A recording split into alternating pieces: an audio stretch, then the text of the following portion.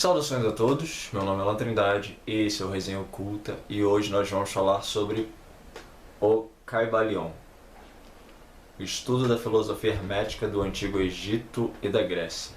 Esse livro foi escrito por 3 iniciados, contém 126 páginas divididas em 15 capítulos e foi publicado no ano de 2008, essa edição aqui, pela editora Pensamento. Obviamente esse livro é muito mais antigo do que essa edição. Ele é um livro do começo do século XX, vem sendo aí publicado e reeditado já há muitos anos. É um livro muito famoso, né? Acho que todo mundo conhece, e quem não conhece, em termos de tradição esotérica e ocultismo, tem a obrigação de conhecer. Esse livro aqui é um clássico dentro desse contexto, né? Então não é um livro que você não possa não ter lido. Se não leu ainda, vai ter que ler em algum momento, porque esse livro aqui vai ser muito referenciado por muitas pessoas. Muito do que está aqui resume muito daquilo que a gente entende como base de pensamento, né? Das doutrinas esotéricas e inclusive das práticas mágicas. A gente vai ver aqui o porquê disso, mas esse livro aqui é um resumo de muito do fundamento que a gente tem do esoterismo ocidental, e por isso também que ele vai colocar aqui, né, como o estudo da filosofia hermética do Antigo Egito e da Grécia, né, o hermetismo aí representando todo esse escopo de conhecimento esotérico que a gente tem, né? Então o hermetismo, ele tem essa definição para nós, né? O hermetismo, ele é sinônimo de esoterismo ocidental. Então esse esoterismo que mistura várias linhas de pensamentos, várias tradições, né, que vão sendo adaptadas, etc., para diferentes vertentes do estudo esotérico, que é tanto o mágico, o astrológico e o alquímico. E esse vídeo vai ficar dividido em 2 partes, né? Na primeira parte eu vou tratar da introdução e dos 7 princípios herméticos, e na segunda parte nós vamos tratar então dos outros capítulos que tratam do desenvolvimento dessas ideias. E vocês vão perceber, né, que aqui o autor é indicado como 3 iniciados. Esses 3 iniciados, eles são, disse, né, que na verdade não foram 3 pessoas que escreveram esse livro, mas na verdade esse indivíduo aqui, ó, William Walker Atkinson. Então essa aqui é uma outra edição, né, da mesma editora, da editora Pensamento, que vem dizendo isso, que o autor anônimo, né, que escreveu esse aqui, é na verdade esse indivíduo aqui. E aí esse livro, ele vem, é o mesmo livro, porém ampliado, né? Então aqui ele traz esses elementos, né, que assume que o William é o verdadeiro autor do Kybalion, e traz alguns outros capítulos aqui que não tem nessa edição do livro verde aqui que nós vamos tratar hoje. Então o que eu vou fazer? Nesse vídeo aqui eu só vou tratar sobre o conteúdo do Kybalion, né? Ignorando essa ideia de que o William seja o autor. E nessa outra edição aqui, nesse outro livro aqui, eu vou então falar sobre os capítulos adicionais que não tem nesse aqui, né? Então, embora esse aqui esteja nesse aqui, né, sendo que esse aqui ele traz algo além, né? O Kybalion, edição definitiva e comentada. Então aqui a gente vai tratar só desse, e aqui a gente vai tratar desses outros capítulos que não tem nesse aqui, ok? Bom, uma outra coisa acho que é importante comentar é que esse livro, né, como disse anteriormente, ele é muito referenciado por muitas pessoas. Então, algumas pessoas às vezes me mandam mensagem indicando alguns vídeos, né, de pessoas que falam sobre o Kybalion e tudo mais. Alguns vídeos de pessoas realmente muito sérias e pessoas estudadas e que de fato têm profundidade, têm conhecimento sobre o que estão falando, mas tem muita gente maluca aí também. Então, assim, gente que mistura essas coisas de física quântica e etc., essas loucuras, tomem cuidado com esse povo que faz essas misturadas, né? A tradição esotérica, ela tem seus fundamentos, suas doutrinas, sua linha de pensamento, E geralmente quem faz esses tipos de correlações e etc., falando como se a tradição esotérica quisesse se apropriar de termos científicos, né, como esse caso da física quântica e tudo. A física quântica é uma ciência própria que nada tem a ver com esoterismo, etc. Os físicos quânticos de verdadeiros estão aí para explicar bem isso e demonstrar que uma coisa não tem nada a ver com a outra. Então tomem cuidado com essas pessoas, porque às vezes as pessoas se iludem muito, né? Porque às vezes são pessoas mais velhas, né? Aí vestem aquela máscara, né, do sábio e tudo, e falam uma série de besteiras. Me mandaram um vídeo no outro dia, eu não vou citar aqui o nome da pessoa, obviamente, mas era um vídeo longuíssimo, e aí um indivíduo lá falando sobre esse livro, etc. Uma série de incongruências, uma série de coisas que não tem nada a ver com o Caibalion, né? E aí as pessoas acabam acreditando e tudo, porque vê aquela figura, né, como se fosse um sábio e tudo. Você tem que abrir o olho com isso, né? Bom, então vamos tratar do livro. Chegamos aqui na introdução, né, que é assinada então pelos 3 iniciados, e no segundo parágrafo da página 7 eles falam assim: o fim desta obra não é a enunciação de uma filosofia ou doutrina especial, mas sim fornecer aos estudantes uma exposição da verdade que servirá para reconciliar os fragmentos do conhecimento oculto que adquiriram, mas que são aparentemente opostos uns aos outros e que só servem para desanimar e desgostar o principiante neste estudo. O nosso intento não é construir um novo templo de conhecimento, mas sim colocar nas mãos do estudante uma chave mestra com que possa abrir todas as portas internas que conduzem ao templo do mistério cujos portais já entrou. Nenhum fragmento dos conhecimentos ocultos possuídos pelo mundo foi tão zelosamente guardado como os fragmentos dos preceitos herméticos que chegaram até nós através dos séculos passados, desde o tempo do seu grande estabelecedor, Hermes Trismegisto, o mensageiro dos deuses, que viveu no Antigo Egito quando a atual raça humana estava em sua infância. Contemporâneo de Abraão, e se for verdadeira a lenda, instrutor deste venerável sábio, Hermes foi e é o grande sol central do ocultismo, cujos raios têm iluminado todos os ensinamentos que foram publicados desde o seu tempo. Todos os preceitos fundamentais e básicos introduzidos nos ensinos esotéricos de cada raça foram formulados por Hermes. Mesmo os mais antigos preceitos da Índia tiveram indubitavelmente a sua fonte nos preceitos herméticos originais. Então a gente vê, né, essa referência e essa ideia que permeia todo o contexto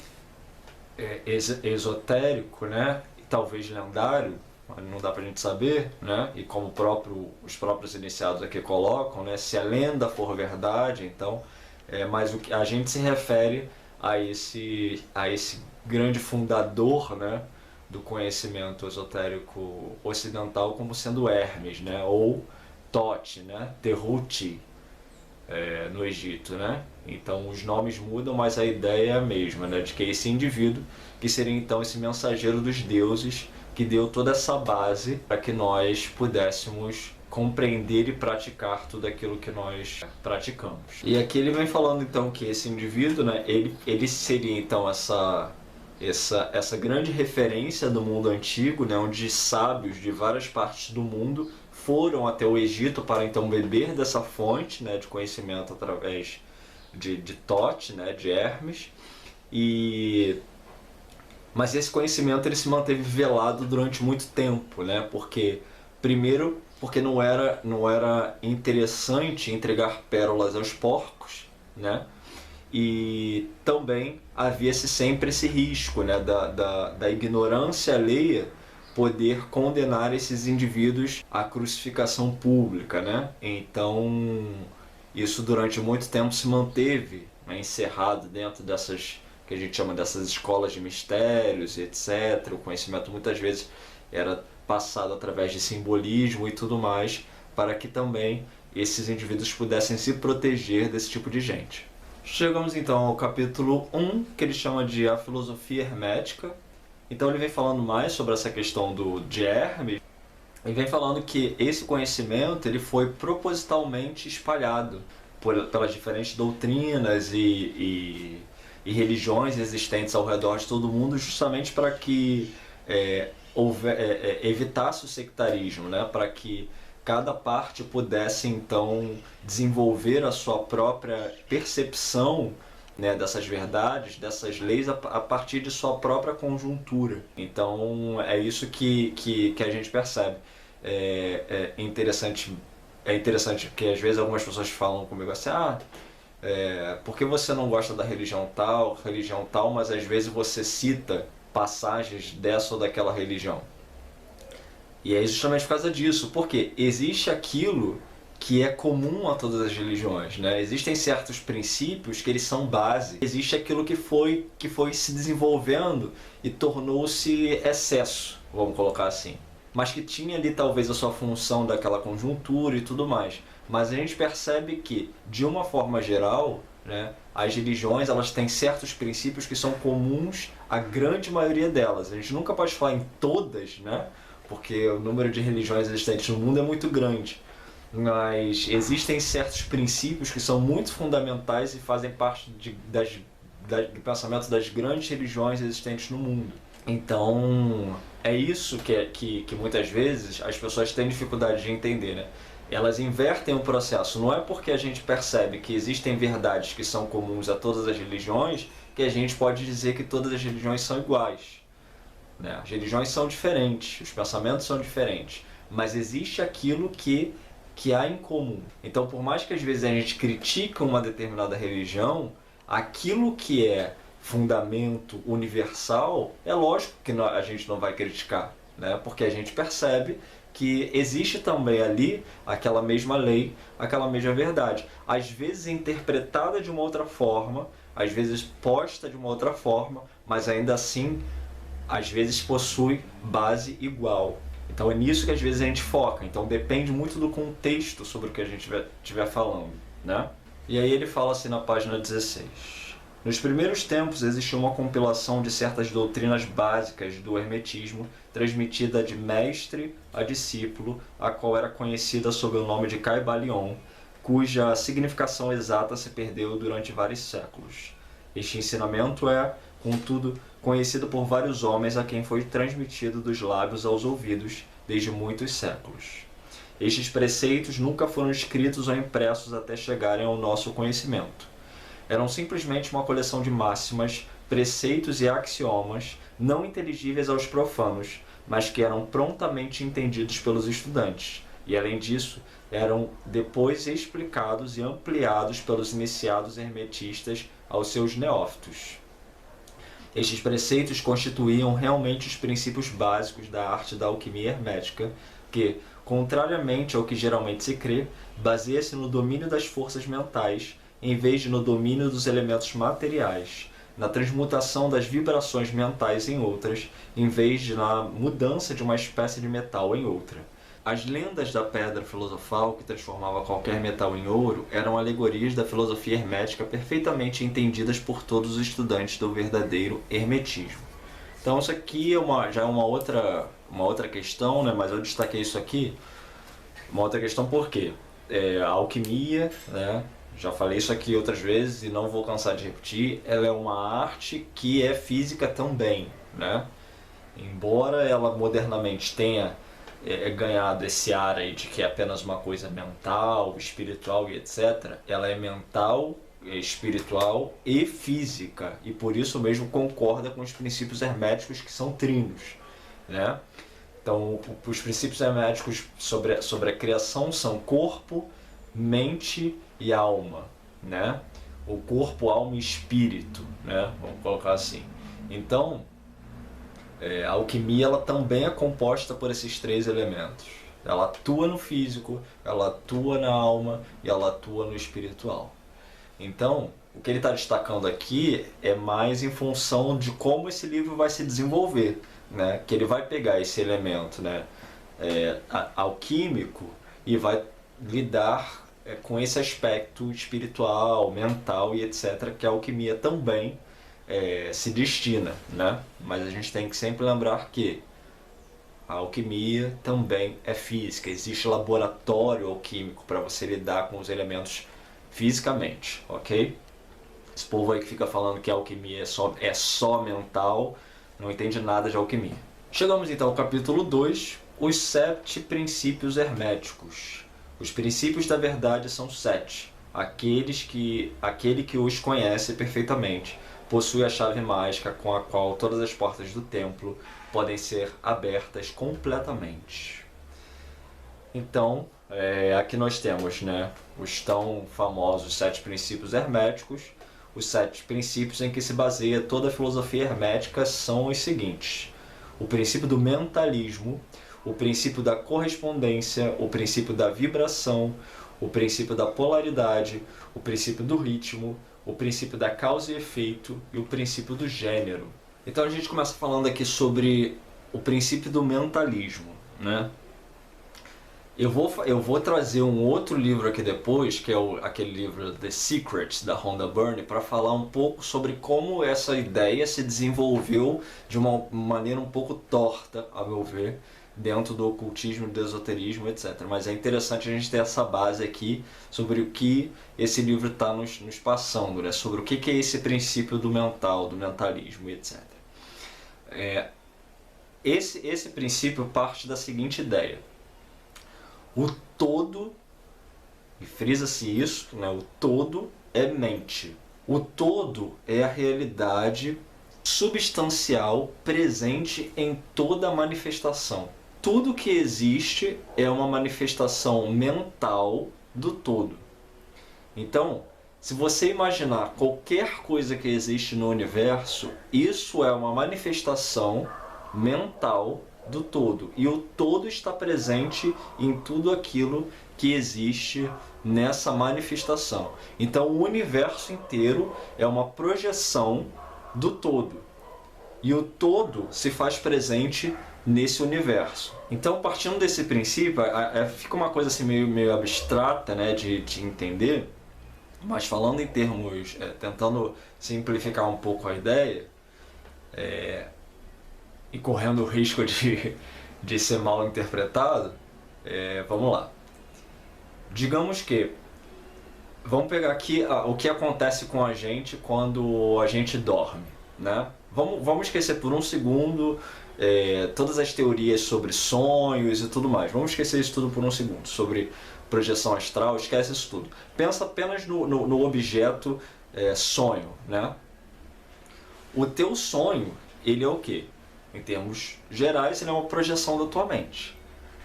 Você está no seu sonho, correto? Mas você não é o sonho. O sonho, ele é uma projeção da sua mente. Você está lá, mas você não é aquilo ali. Aquelas coisas que aparecem não são você, são projeções suas.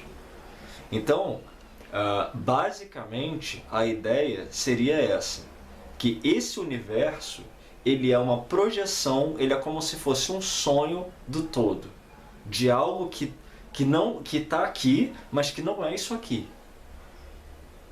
Enquanto substância, ele existe como coisa intrínseca.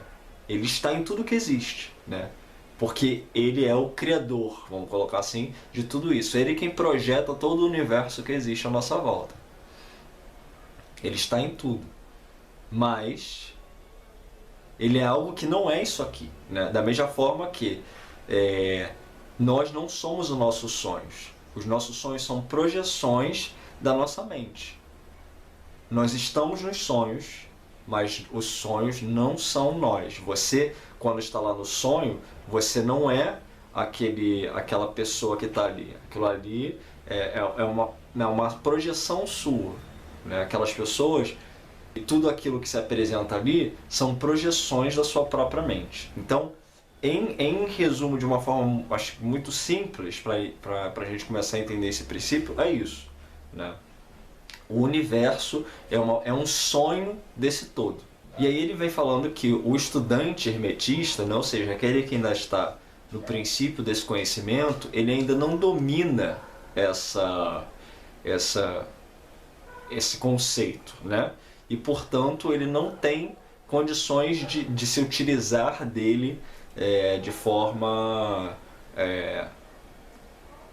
total, né? De forma completa. E aí o que acontece muitas vezes é que o estudante, né? Ou seja, aquele que ainda está dando seus primeiros passos dentro de todo esse contexto oculto, etc., ele muitas vezes ele consegue pegar, né? Ter lapsos dessa verdade, mas é uma coisa que muitas vezes é por acidente ou não mantém ali uma constância, né? Porque há uma oscilação dentro da absorção dessa verdade. Então chegamos ao segundo princípio, que é o princípio da correspondência. O que está em cima é como o que está abaixo, e o que está abaixo é como o que está em cima. Então aqui a gente vai tratando sobre essas coisas que possuem uma correlação entre si, que interagem ou podem se afetar de alguma maneira em sua própria existência, mas ele vem fazendo então a distinção dos termos, né? E aí ele vem tratando que esse princípio trata daquilo que é análogo, né? E aí aquilo que é análogo não é igual. Porque igual é tudo aquilo que é exato em dimensão, aparência, sentimento, né? Então, por exemplo, uma bola que tenha hexágonos brancos e pretos e tem uma outra bola que tem hexágonos brancos e pretos, são bolas iguais. O semelhante é tudo aquilo que lembra o outro objeto, objeto de comparação, mas que ainda assim não chega a ser igual. Ele é semelhante, né? Então ele tem muitas características ali que são próximas àquele objeto da comparação, mas não é igual, né? É semelhante. Já o análogo e correspondente, né, que é o que ele vem tratando aqui, é tudo aquilo que, sendo análogo em aparência ou não, ele vai ter a sua ligação com aquele determinado objeto de comparação. Então há uma conexão existencial entre esses dois elementos, né? Nesse comparativo, a gente colocando duas coisas e comparando elas.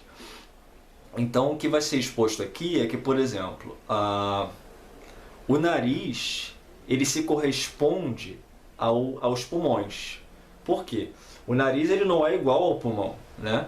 Mas ele possui uma função na qual está correspondida à função do pulmão, que é o que? Levar o oxigênio para os pulmões de modo que a gente possa respirar. A boca, por exemplo, ela se corresponde ao ventre, né? Porque a gente come e aí a comida é conduzida através de todos os órgãos responsáveis para que então a comida se aloque na nossa barriga e então o alimento se processe. Então há uma correspondência entre a boca e o ventre. Um outro exemplo que a gente pode dar também é a matemática. A matemática ela se utiliza de números, né? Para traçar, por exemplo, distâncias, para fazer construções e etc. Então há uma correspondência entre aqueles números que são os símbolos e tudo aquilo que aquilo ali pode produzir. Mas não são iguais. Os números não são iguais, por exemplo, aos prédios, né? Eles são correspondentes. Então a gente se utiliza desse tipo de pensamento, de lógica, né? Também dentro da magia. Então, por correspondência, a gente atribui elementos que se correspondam àquilo que a gente considera como sendo o objetivo. Então, por exemplo, a pessoa quer fazer uma magia para amor, né? O amor no seu sentido mais puro, né? E a gente sabe que o amor, quando ele é expresso na sua forma mais pura, ele é dócil, né? Ele é tranquilo, ele é parceiro, ele é companheiro, ele é preocupado e tudo mais. Então a gente muitas vezes pega um desses elementos, por exemplo, dócil, né? E aí atribui, corresponde com aquilo que tenha também essa característica em termos físicos, como por exemplo uma maçã, né? Então uma maçã é o que? Dócil, entre aspas, ela é o que? Doce, né? Então, e ela tem uma textura agradável, ela tem cores, né, que são belas, o formato da maçã é bonito, lembra também um coração, né? Então essa questão também da correspondência simbólica, né, imagética. Então todos esses elementos eles são pensados dentro do contexto mágico e são correspondidos com aquele objetivo. Então a pessoa, muitas vezes é muito comum você ver, por exemplo, maçã como elemento de magia para o amor, o mel, o açúcar e etc, a cor rosa, né? Às vezes quando é algo mais sexual, usa-se o vermelho, né? As rosas e tudo, as rosas vermelhas, né? E etc. Isso tudo pensando no quê? Que é uma correspondência entre essas coisas. Ou seja, não são iguais. A maçã não é igual ao amor, mas ela se corresponde a esse sentimento. Então, o mesmo princípio se dá em termos de existência, de planos. A gente corresponde a terra ao céu.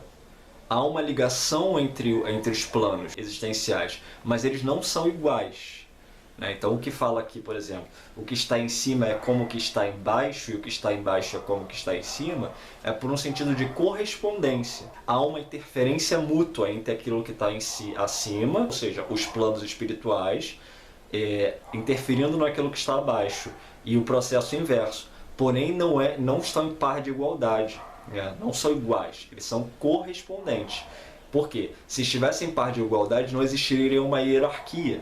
E o que o princípio do hermetismo e da tradição esotérica nos ensina é que há uma hierarquia, né? Os planos espirituais eles são superiores ao plano material. Há uma conexão, mas o espiritual está acima do material. O terceiro princípio, então, o princípio de vibração. Nada está parado, tudo se move, tudo vibra. Então, esse princípio parte da ideia de que tudo que existe no universo tem sua vibração. Nada está parado. Tudo tem uma frequência própria. Vou usar esses termos aqui, tá? Mas eu não sei se, em termos científicos, isso pode estar contradizendo alguma ideia científica, né? Frequência, vibração, etc. A gente está usando aqui uma outra conceitualização, que é vibração no sentido de uma frequência própria, no sentido de que tem um ritmo próprio, ou como você queira chamar. Mesmo aquilo que aparentemente está parado se mexe, né? Tudo se move, tudo vibra no universo. Então, desde as formas mais densas até as formas mais elevadas se movem. E aí, qual é a diferença entre um e outro? As formas mais densas, elas se movem de uma maneira tão lenta, elas vibram de uma maneira tão lenta, que elas parecem estar paradas. E as formas mais elevadas de existência, elas vibram de uma maneira tão veloz, que elas também parecem estar paradas. Então os extremos, eles se tocam em aparência. Por quê? Tanto uma pedra, vamos colocar assim, né, quanto o sol parecem estar parados. Mas na verdade é porque a pedra vibra de uma maneira muito lenta e o sol de uma maneira muito intensa. Então quando a gente olha, a nossa percepção como seres intermediários, né, é de que esses dois extremos, vamos colocar assim, parecem estar parados, mas não. Tudo vibra. E no meio de toda esse universo de seres, né, cada um tem a sua vibração, ou seja, então são diferentes frequências existindo em todo esse universo. O quarto princípio, o princípio da polaridade. Tudo é duplo, tudo tem polos, tudo tem seu oposto, o igual e o desigual são a mesma coisa, os opostos são idênticos em natureza, mas diferentes em grau. Os extremos se tocam, todas as verdades são meias verdades, todos os paradoxos podem ser reconciliados. Então é isso. Tudo tem dois lados, né? E por conseguinte, que a gente pode afirmar é que o absoluto não existe. Não existe nada nessa manifestação, nada nesse universo que seja absoluto. Se algo é absoluto, não pode pertencer a esse universo, né? Porque a própria natureza desse universo é de polaridade. Então quando a pessoa fala assim, Deus é absolutamente uma coisa, o diabo é absolutamente outra, né? Deus é absolutamente bom e o diabo é absolutamente ruim. Se a gente consegue imaginar o que quer que seja nessa existência, a gente só consegue fazer isso porque isso está enquadrado em polaridade. E qualquer coisa que esteja ligada à nossa mente vai estar sujeito a essa lei. Então a nossa percepção de Deus é uma percepção que não alcança o que aquilo ali verdadeiramente poderia ser. Então já não é, né? Porque está polarizado da mesma forma. Então, o que a gente pode afirmar é que em termos herméticos, seja pensamento, seja físico, seja o que quer que seja que exista ou que possa ser imaginado pelo ser humano, é polarizado. Está enquadrado dentro desses princípios. Até as formas mais elevadas de espiritualidade possuem polaridade. Então, não existe coisa que não seja polarizada. Tudo tem positivo e negativo, luz e treva e por aí vai. Tem uma frase bem comum, né, dentro do meio ocultista que diz, né, que não se acende uma vela sem produzir uma sombra, né? Então é isso. Esse universo ele é dessa forma, ele é constituído por esse tipo de regra, né? E qualquer coisa que a gente pense, por mais elevado que a gente ache que esteja sendo, ainda assim é uma projeção nossa e, portanto, nós, por sermos seres limitados, a gente só consegue projetar aquilo que está enquadrado dentro dessas leis. A gente só consegue produzir porque nós somos subordinados a essas leis e, então, qualquer ideia que seja, qualquer crença que a gente tenha, qualquer coisa que seja, está enquadrada dentro de polaridade, né? Não é absoluto. E bom, dentro desse contexto da polaridade, a gente tem ainda a questão do grau, né? Então, tudo é polarizado, né? Mas existe uma variação de grau. Então, algumas coisas são mais polarizadas para um lado e outras mais para outro. E aí eles vêm destacando que em função disso, né, os mestres hermetistas, então eles têm conhecimento de como converter isso. Por quê? Se tudo é polarizado, então tudo possui dois lados para poder existir. Então são indissociáveis. Então, se essas coisas elas são indissociáveis, elas podem ser revertidas para o outro lado. Então o ódio ele pode se transformar em amor. E o amor ele pode ser convertido em ódio, né? E a gente vê isso muito claramente, né? Às vezes uma pessoa ama a outra desesperadamente, né? Morreria por ela, mas no final mata a outra. Por quê? Porque a outra fez alguma coisa que de alguma forma despertou aquele ódio nela, porque a fronteira dos limites sempre se tocam. Então os extremos eles sempre se tocam. Então, para você passar de um sentimento para o outro, de um lado para o outro, é sempre muito tênue quando você está no extremo, quando você está no limite. Seja no limite positivo ou negativo, não importa, porque os limites são os limites.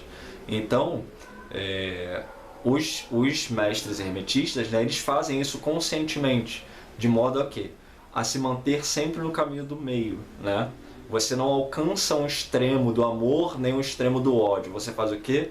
Você transmuta os extremos e converte isso em um sentimento neutralizado, né? Vamos botar assim, uma forma neutralizada de lidar com tudo na vida, né? Então sempre buscando o quê? O caminho do meio, que é o caminho do equilíbrio. E ligado a isso, então nós temos o princípio do ritmo, né? Tudo tem fluxo e refluxo, tudo tem suas marés, tudo sobe e desce, tudo se manifesta por oscilações compensadas. A medida do movimento à direita é a medida do movimento à esquerda. O ritmo é a compensação. Então é isso, né, que eu acabei de falar antes. Então tudo tem seus lados e o que acontece entre esses lados? É o ritmo, é o balanço, é o movimento, né? Então as marés elas se enchem, mas elas também baixam, né? A lua ela é cheia, mas também às vezes ela desaparece. Uma pessoa às vezes está com muita raiva, mas às vezes ela está amando todo mundo. Às vezes a gente está muito cheio de energia para fazer as coisas e às vezes a gente não tem energia para fazer nada. Então existe uma oscilação natural na existência desse universo em que a gente vive, né? E a gente também está sujeito a isso, tanto externamente quanto internamente a gente sofre essas influências. O sexto princípio, então, o princípio da causa e efeito. Toda causa tem seu efeito, todo efeito tem sua causa. Tudo acontece de acordo com a lei. O acaso é simplesmente um nome dado a uma lei não reconhecida. Há muitos planos de causalidade, porém nada escapa à lei. Ou seja, tudo tem uma origem, né, para ter acontecido. nada é por acaso, né? Embora às vezes a gente não saiba o porquê que uma determinada coisa acontece, mas tem uma origem aquilo ali não surgiu do nada, né? Aquilo ali tem que estar ligado a alguma origem, alguma coisa que desencadeou aquilo ali. E muitas vezes, né, a gente sempre, por exemplo, isso parece assim um pouco abstrato, mas se a gente perceber até em termos de doenças e tudo, né, a gente percebe hoje que, por exemplo, algumas doenças são hereditárias, né? Então a gente vê lá que o nosso parente antigo, que a gente nem conheceu, desencadeou aquilo ali, né? Que a gente herdou, e sabe-se lá de onde ele herdou aquilo ali também, né? Então às vezes a gente acha que aquilo ali foi por um acaso, etc. Não, tem a sua origem, né? E conforme o conhecimento ele vai se desenvolvendo, a gente vai tendo cada vez mais condições de entender as origens das coisas. Então o que ele vem destacando aqui é que as massas, né, as pessoas de uma forma geral, elas são simplesmente vivem sofrendo as consequências não só do desconhecimento dessa lei aqui em específico, como de todas as outras, né? E que os mestres hermetistas, então, eles conseguem se elevar a esse tipo de fenômeno, né? Então nunca é uma ideia aqui de que esses indivíduos eles conseguem anular essas leis, porque não tem como, mas eles conseguem de alguma maneira compensar a sua influência e seus efeitos através dos princípios mentais, de técnicas e tudo, de uso da própria mente, para que esses efeitos eles sejam neutralizados. E nesse caso aqui em específico, né, ele destaca ainda que eles não apenas se elevam acima das consequências da causa, né? Ou seja, deixam de ser o efeito, de sofrerem os efeitos para serem os causadores. Então eles eles invertem o processo, né? Em vez de eles sofrerem as consequências dos efeitos, eles produzem os efeitos que eles querem. E por fim nós temos o princípio do gênero, que é o sétimo princípio. O gênero está em tudo. Tudo tem o seu princípio masculino e o seu princípio feminino. O gênero se manifesta em todos os planos. Então, o gênero no plano material ele se manifesta através da genital, né? Então nós temos aí aquela discussão clássica, né, que tem atualmente, né? Sobre como entender o gênero, né? Mas aqui a gente está falando justamente disso, de diferentes tipos de manifestação, né? Diferentes planos existenciais. No plano material, esse gênero ele vai se apresentar de alguma forma, independentemente de como esteja a mente do indivíduo, né? Porque o plano mental é o outro plano, né? Isso também é importante da gente entender essas diferenças. Você vê que o ocultismo, o esoterismo já vem nos falando dessas diferenças há muito tempo, né? E as pessoas se matando aí por causa disso. Então, materialmente, o seu corpo é uma coisa, a sua mente é outra, a sua alma é outra. São no mínimo três corpos diferentes, né? A forma como o seu corpo se manifesta nesse plano aqui material não necessariamente é igual àquilo que a sua alma, que o seu espírito né? Então, por isso que às vezes existem essas discordâncias, né? Você pode se manifestar fisicamente de uma forma, mas a sua mente tem uma outra polaridade, vamos colocar assim, um outro gênero e etc. Então, e tudo tem gênero, de acordo com esse princípio, tudo possui gênero. E os gêneros estão em todos, ambos os gêneros. Qual é a diferença? A diferença reside no grau. Então, todos nós temos princípios masculinos e femininos em nós mesmos. Todos nós, tudo que existe tem princípio masculino e feminino. Tudo que existe nesse universo, né? E a diferença entre um e outro, por exemplo, fisicamente, eu tenho um grau maior em termos físicos de princípio masculino em mim, porque eu tenho um pênis, né? Tenho características masculinas, sou um homem, do que princípios femininos em termos físicos. As mulheres são o inverso. E assim isso se desdobra para cada plano de existência, né? Então a mente de uns às vezes é mais masculina do que feminina e etc. Então isso vai variando de acordo com o grau. E lembrando que nós temos todos esses corpos em nós mesmos e que esses corpos atendem a esses mesmos princípios, ou seja, tudo é masculino e feminino, diferindo em grau, tudo tem polaridade, positivo e negativo, né? Tudo vibra, tudo é consequência de algo e por aí vai. Então todos esses 7 princípios, eles permeiam a nossa própria existência, eles são fontes e razão pela qual nós existimos, né?